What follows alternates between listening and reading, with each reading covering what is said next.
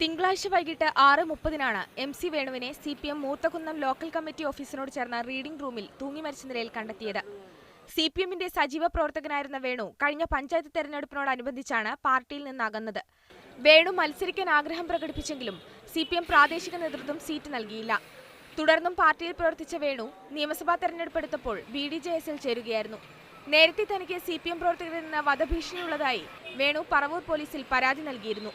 വേണുവിന്റെ മരണത്തിൽ അസ്വാഭാവികതയുണ്ടെന്ന് മണ്ഡലത്തിലെ BDJS നേതാക്കൾ പറഞ്ഞു. സൂസൈഡ് ചെയ്തതാണെങ്കിൽ എങ്ങനെ അവിടെ വന്നു എന്നുള്ളതിനെ കുറിച്ച് നമുക്കൊന്ന് പരിശോധിക്കേണ്ടതുണ്ട്.